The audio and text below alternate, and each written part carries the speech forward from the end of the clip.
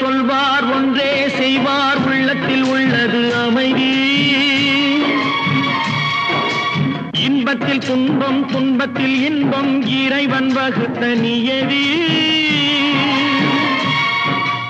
ஒன்றே சொல்வார் ஒன்றே செய்வார் உள்ளத்தில் உள்ளது அமைதி.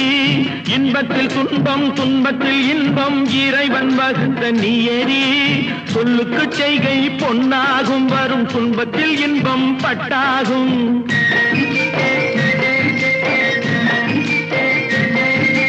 சொல்லுக்கு செய்கை பொன்னாகும் வரும் துன்பத்தில் இன்பம் பட்டாகும். இந்த இரண்டு கட்டளை அறிந்த மனதில் எல்லா நன்மையும் உண்டாகும், எல்லா நன்மையும் உண்டாகும்.